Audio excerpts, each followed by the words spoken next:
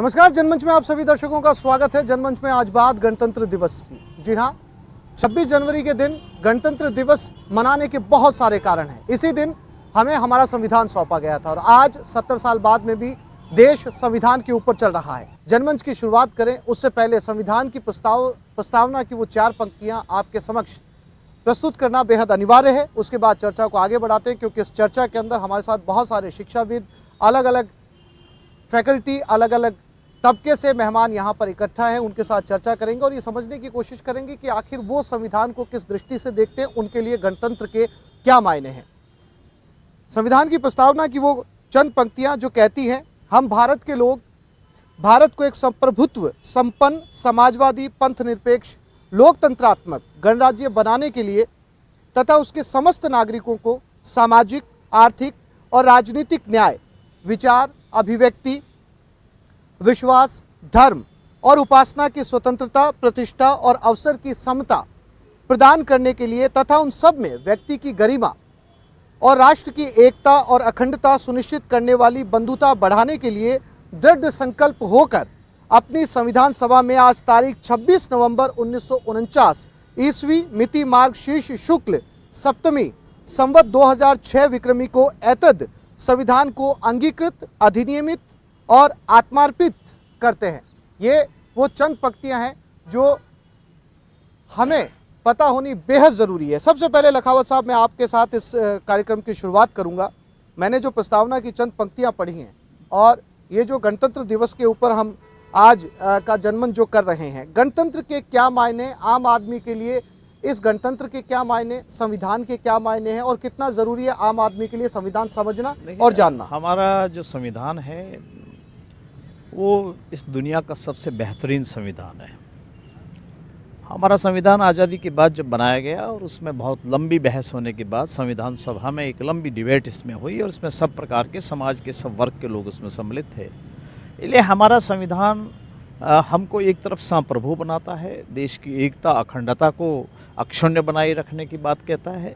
दूसरी तरफ हमारे नागरिकों को मौलिक अधिकार इसमें दिए गए हैं, नीति निर्देशक तत्व हैं, कुछ उसमें कर्तव्यों को सम्मिलित किया गया है।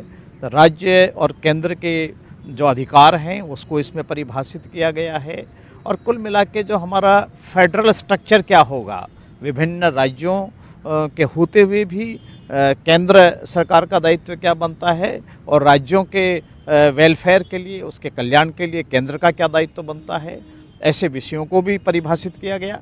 हमारा एक ऐसा संविधान है जिसमें केंद्र को जो अधिकार दिए गए, कुछ विषय हैं जो केवल केंद्र के पास हैं, कुछ अधिकार हैं जो कुछ राज्यों को दिए गए हैं, कुछ वो हैं जो दोनों की सूची में सम्मिलित होते हैं। इसलिए मेरा कहना है कि अपने संविधान का कुल उद्देश्य ये है कि ये लोक कल्याणकारी, एक लोकतांत्रिक व्यवस्था से देश विकसित हो। लोकतंत्र इसका एसेंस है। लोकतंत्र, डेमोक्रेसी में लोकतंत्र, बहुमत, इसका एक आत्मा कह सकते हैं हम इसको भारत के संविधान के अंदर। इसलिए आपने देखा होगा कि हमारे कहीं दुनिया के बहुत सारे ऐसे देश हैं कि जहां कूप के द्वारा सत्ता हटा दी जाती है, गोली के द्वारा सत्ताएं बदल दी जाती है, कब्जा किया जा सकता है, पर भारत के अंदर एक वोट के द्वारा केंद्र की सरकार हट सकती है। भारत के प्रधानमंत्री इस्तीफा देते हैं तो एक वोट के अंतर से हमारा विधायक भी चुना जाता है और उसको स्वीकार करते हैं। हमारे यहाँ जो चुनी हुई सरकार होती है उससे एक सरपंच बनता है। एक पिछड़े वर्ग से आने वाली महिला जब सरपंच बनती है तो गांव में चाहे जिस वर्ग के लोग होंगे वो उसके अधिकार और उसके सम्मान और उसको अपनी कुर्सी पर बैठ करके सब उसके अध्यक्षता में काम करते हैं। ये हमारी आपसी सहिष्णुता, आपसी समझ और इतने भी है। पर मैं आज के अवसर पर एक बात आपके टीवी चैनल के माध्यम से कहना चाहता हूं कि हमारे यहाँ जो राष्ट्रगान है उस राष्ट्रगान को हमारे इसको अभिन्न अंग बनाया गया है। उस राष्ट्रगान में पंजाब, सिंध, गुजरात, मराठा और उत्कल, बंगा तक आता है। हमारे संविधान ने सिंध को, जो आज हमारे पास सिंध नहीं है, पूरा का पूरा सिंध आज पाकिस्तान के कब्जे में है, पंजाब आधा पाकिस्तान के कब्जे में है और मेरा ये कहना है कि ऐसी परिस्थिति के अंदर जो पंजाब है वो आधा उधर है, आधा हमारे पास में है। वह भारत का संविधान इस राष्ट्रगान को समाहित करते हुए वो भारत को अक्षुण्ण, एक अखंड बनाने के नाते हमारे को जब इसमें जोड़ा गया है इस राष्ट्रगान में, तो हमको प्रेरित करता है प्रतिदिन राष्ट्रभक्ति के लिए, देशभक्ति के लिए, और हमारे जो नीति निर्देशक तत्व हैं उसके अंदर हमारा दायित्व ही बनता है और हमको मौलिक अधिकार दिए आपके पास आता हूँ। जौहरी साहब को जरा सा माइक दे दीजिए। जौहरी साहब का परिचय बड़ा लंबा है, शिक्षाविद हैं आप, बहुत वरिष्ठ, और 30 साल से इन्होंने लगातार 30 सालों तक संविधान को पढ़ा है। जौहरी साहब, आज संविधान की, गणतंत्र की बात चल रही है, आपने लंबे समय तक संविधान को पढ़ाया है, ये आज के परिप्रेक्ष्य में कितना जरूरी है आम आदमी को कि वो संविधान को समझे, उसकी मूल आत्मा को समझे, उसके प्रियम्बल को समझे, उसकी प्रस्तावना को समझे? हाँ, ये आपने बहुत महत्वपूर्ण बात पूछी है। मुझे तो वो समय याद है जब ये संविधान बन रहा था। मैंने वो दिन देखे थे जब देश का बंटवारा हुआ था, कितनी बुरी परिस्थितियाँ थीं, और उन इतनी बुरी परिस्थितियों में इतना अच्छा संविधान बना लिया। यही वजह है कि जब 25 नवंबर को समापन समारोह हो रहा था, तब अध्यक्ष राजेंद्र प्रसाद जी ने ये शब्द कहे थे कि बुरी से बुरी परिस्थितियों में होते हुए हमने अच्छे से अच्छा संविधान बना दिया, और अगर ये संविधान नहीं चल सका तो वो दोष हमारा नहीं होगा, इस देश के लोगों का होगा। यही बात डॉक्टर अंबेडकर ने उठा ली और उन्होंने इन्हीं को इस शब्दों में रखा, आप अच्छे से अच्छा संविधान बना लीजिए, लेकिन अगर लोग बुरे हैं तो संविधान नहीं चलेगा। आप बुरे से बुरा संविधान बना लीजिए, अगर लोग अच्छे हैं तो संविधान चल जाएगा।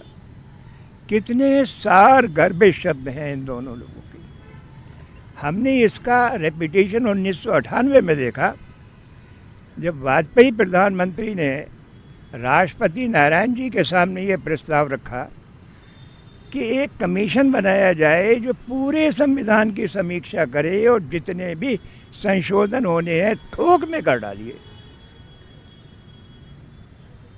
राष्ट्रपति जी ने फौरन सुझाव ये दिया कि हमने संविधान फेल किया है, संविधान ने हमें फेल नहीं किया है, इसलिए इस आयोग को बनाने की कोई आवश्यकता नहीं है जी। फिर भी आयोग बनाया उन्होंने, और वेंकटाचलैया कमीशन के नाम से जाना जाता है। 11 विद्वानों ने 3.5 साल तक परिश्रम किया, 2 खंडों में मोटी मोटी रिपोर्ट्स भी दे दी, हुआ कुछ नहीं। आज तक कोई भी सिफारिश लागू नहीं की गई। ठीक है, इस संविधान को तोड़ने फोड़ने की ज़रूरत क्या है? जब एक सुंदर भवन बना खड़ा है, इसको बिगाड़ रहे हैं कौन? हम ही लोग इसको बिगाड़ रहे हैं, हम ही लोगों ने इसको बनाया, हम इसको समझते नहीं। कसम खाएंगे संविधान के नाम पर, विधायक होंगे, सांसद होंगे, लेकिन कभी संविधान का सम्मान करना नहीं सीखेंगे, जबकि मौलिक कर्तव्यों में कर्तव्य नंबर 1 है ठीक, संविधान का पालन करिए, राष्ट्रीय झंडा और राष्ट्रगान का सम्मान कीजिए। ठीक है सर, मैं तो फिर ये से आऊंगा सारा आपके दोष पास में। मैं फिर से आता हूं सर आपके पास में, बहुत सारे मेहमान हैं, सभी का नंबर आ जाए। प्रकाश राज जी, बहुत महत्वपूर्ण बात यहाँ पर जो है वो जौहरी साहब ने कही है, और खुद भीमराव अंबेडकर ने भी ये कहा था कि संविधान जिनके हाथों में जाएगा ये वरदान भी है, अभिशाप भी है। अगर संविधान अगर सही हाथों में जाता है, पॉजिटिव हाथों में जाता है, तो ये किसी वरदान से कम नहीं है, लेकिन अगर इसका मिसयूज किया गया तो ये किसी श्राप से भी कम नहीं है।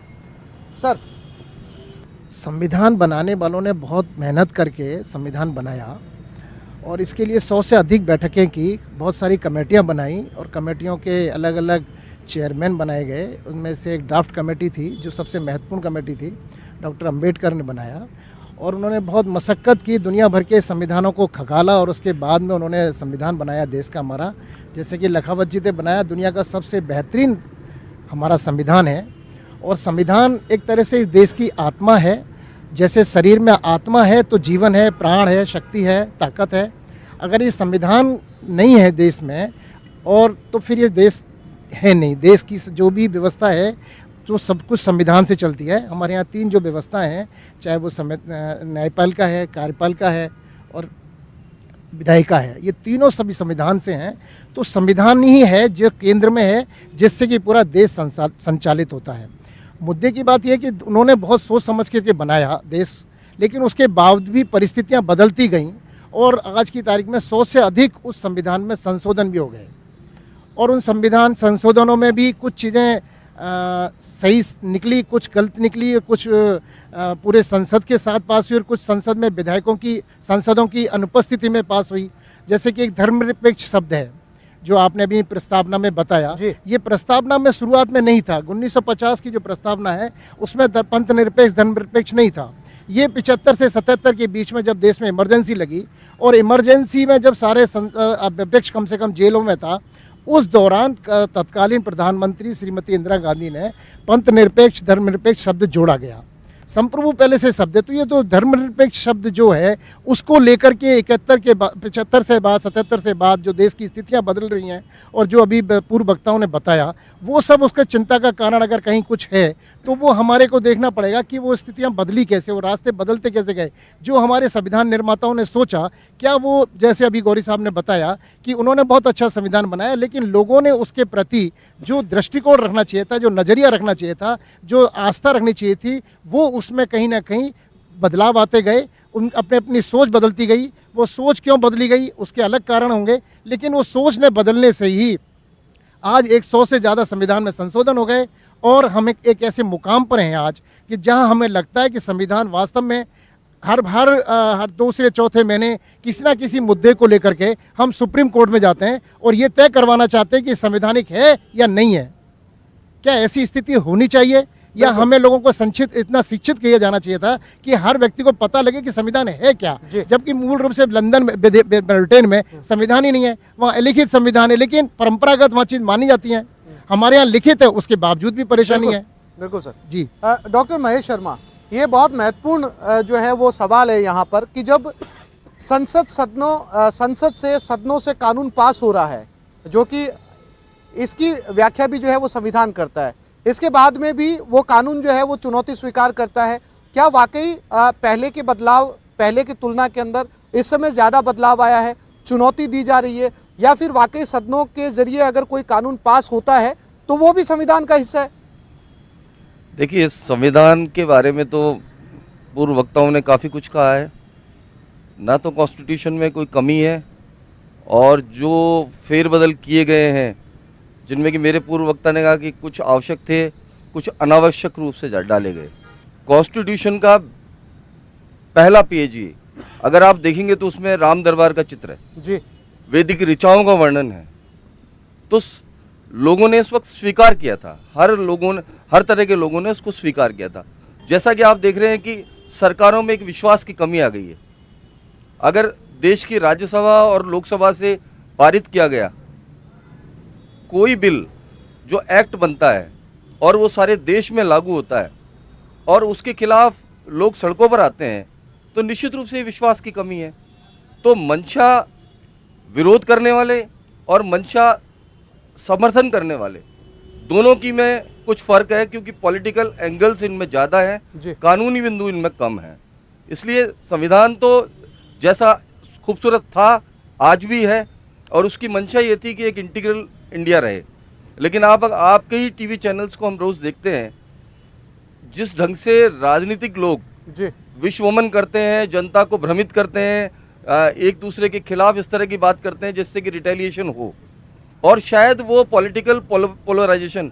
अब विश्वास की कमी का एक मुख्य कारण ये भी है कि हमारे डेमोक्रेटिक मॉडल में निश्चित रूप से कोई कमी आई है, क्योंकि डेमोक्रेसी में आज मोबोक्रेसी है। आज प्रेशर के साथ में कोई भी बात जो समुदाय बड़ा है, देखिए मैं कोई इसको अन्यथा न ले, संविधान मतलब बाबा साहब भीमराव अंबेडकर। बहुत सारे मेहमान इस कार्यक्रम के अंदर मौजूद है। मैं चर्चा को आगे लेकर जाता हूं। मुजाहिद नकवी साहब, आप पिछले काफ़ी समय से संविधान लोकतंत्र बचाओ अभियान जो है वो उसकी अगुवाई कर रहे हैं। चूंकि 26 जनवरी का मौका है, गणतंत्र दिवस की बात है, संविधान भी इसी दिन लागू हुआ था, क्या आपको लगता है कि आपको ज़रूरत आन पड़ी है संविधान बचाने की? सबसे पहले तो मैं समस्त देशवासियों को हमारे गणतंत्र दिवस की बधाई देना चाहता हूं। हम 70वां गणतंत्र दिवस मनाने जा रहे हैं। जैसा कि अभी हमारे पूर्व वक्ताओं ने इसके बारे में सब कुछ बताया, मैं सिर्फ इतनी सी बात करना चाहूँगा कि संविधान के बहाने कई लोग अपनी रोटियां सेकने चले आते हैं और इस संविधान को छेड़छाड़ करके, इस संविधान की मूल भाषा में परिवर्तन करके लोगों में आपस में झगड़े करवाते हैं, आपस में एक दूसरे के मनमुटाव करवाते हैं। मैं ये कहना चाहूँगा आज के दिवस में कोई ऐसी बातों में ना आए।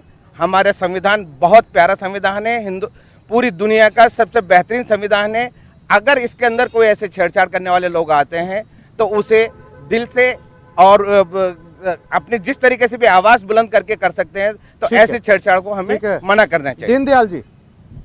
दीनदयाल जी, आप इनका जवाब दें तो बेहतर रहेगा। बीजेपी की तरफ से आप यहाँ पर बतौर प्रवक्ता हैं और संविधान की हम यहाँ पर बात कर रहे हैं। हमारे संविधान में प्रत्येक विषय की सूचियां दी गई हैं। केंद्र इन कार्यों को करेगा, राज्य इन कार्यों को करेगा, और समवर्ती सूची में जो दोनों करेंगे, राज्य भी कर सकते हैं उसमें और केंद्र भी कर सकता है।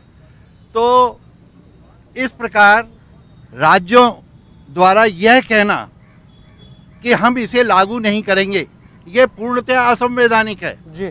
जो राज्य के संवैधानिक पद पर, सर्वोच्च पद पर है, राज्यपाल से नीचे मुख्यमंत्री, कई मुख्यमंत्रियों द्वारा ये कहा जा रहा है कि हम इसे लागू नहीं करेंगे, मतलब वो असंवैधानिक बात स्वयं कर रहे हैं। कहीं भी कोई असंवैधानिक बात नहीं की गई है, किसी भी संप्रदाय का नाम लिया नहीं गया है।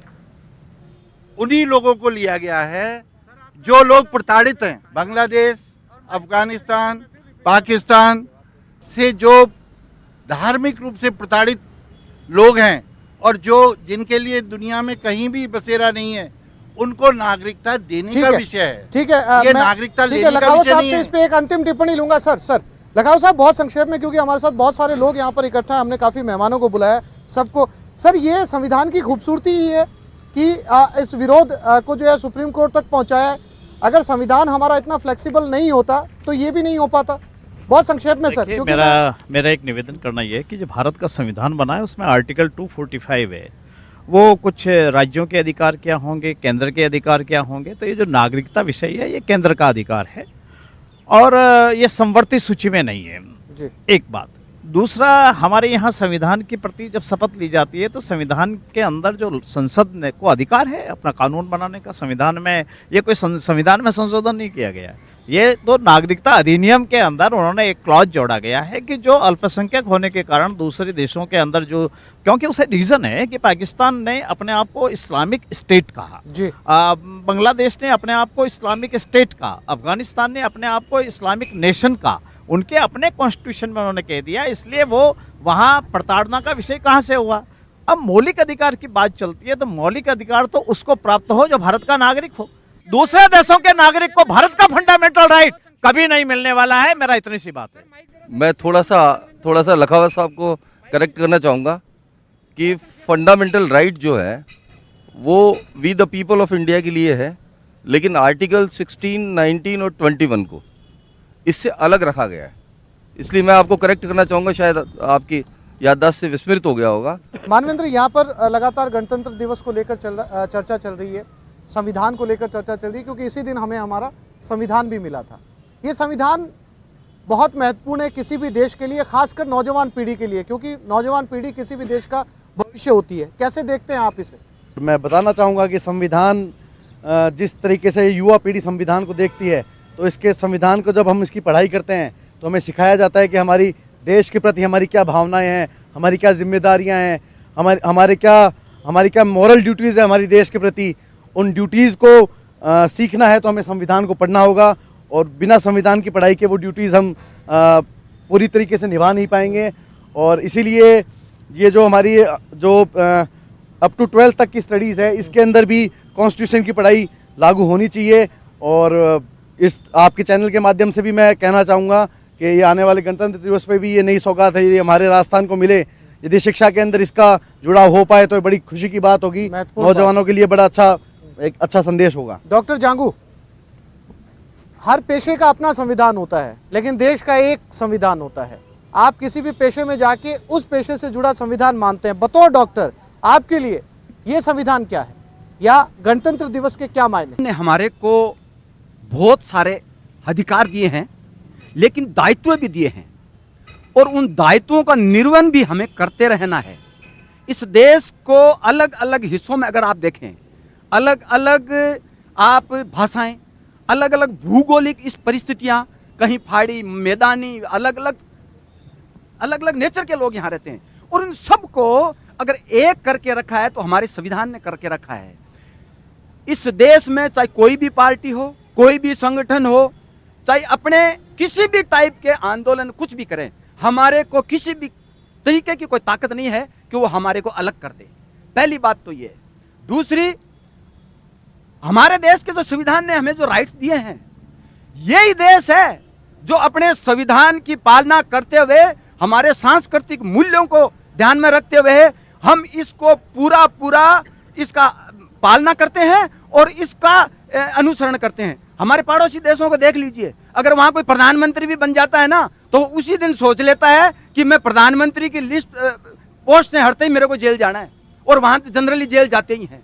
तो ये हमारे संविधान की सुगंध है कि इस देश का छोटे से छोटा नागरिक, बड़े से बड़ा, चाहे वो राजनीतिक आदमी हो, चाहे वो बिजनेसमैन हो, सबको मौलिक के बराबर के अधिकार दिए हैं, और सब अपने अधिकारों का पूरा।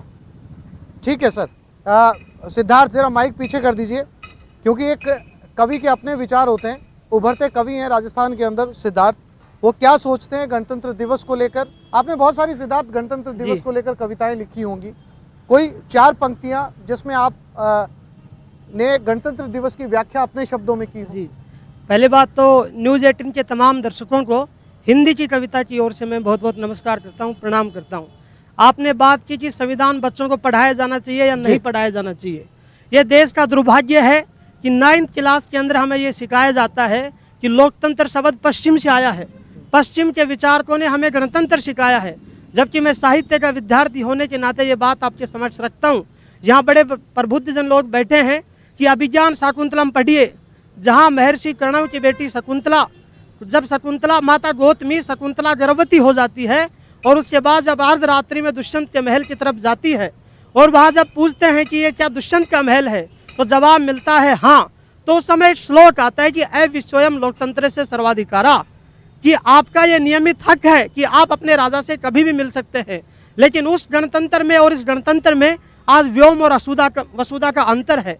20 साल को छोड़ दिया जाए तो देश का संविधान और लोकतंत्र समीक्षा, आलोचना और समालोचना का अधिकारी हो जाता है। तो ये बात मैं निश्चित रूप से कहता हूँ कि गंगा गांधी गौतम में संवाद रहे, नहीं यहाँ मजहब में कभी विवाद रहे। गंगा गांधी गौतम में संवाद रहे, नहीं यहाँ मजहब में कभी विवाद रहे। हम वो या की शीश हमारे कट जाएं, लेकिन अपना भारत हमेशा आबाद रहे। अपना भारत हमेशा आबाद रखने के लिए और देश के प्रत्येक गण में, प्रत्येक गण के मन में तंत्र के प्रति जिस दिन आस्था जग जाएगी, उस दिन यह देश पूर्ण रूप से गणतंत्र हो जाएगा। 4 पंक्तियां मैं आपको सुना देता हूं कि विजय घोष जय हिंद के हो, अब आन बान और शान से, देश हमेशा ऋणी रहेगा वीरों के बलिदान से। विजय घोष जय हिंद के हो, अब आन बान और शान से, देश हमेशा ऋणी रहेगा वीरों के बलिदान से। विश्व सीख लेता है हमसे मर्यादा सम्मान की, सुनो कहानी सुना रहा हूँ अपने हिंदुस्तान की। जय जय जय हिंदुस्तान, जय जय जय हिंदुस्तान, जय जय जय हिंदुस्तान, जय जय जय हिंदुस्तान। बहुत बहुत आभार, बहुत बहुत धन्यवाद। माइक जरा सा आप पीछे कर दीजिए। हमारे साथ अमित लियो भी हैं, आम आदमी पार्टी का प्रतिनिधित्व यहाँ पर कर रहे हैं। अमित, आपने शुरू से चर्चा सुनी, बात गणतंत्र दिवस को लेकर है।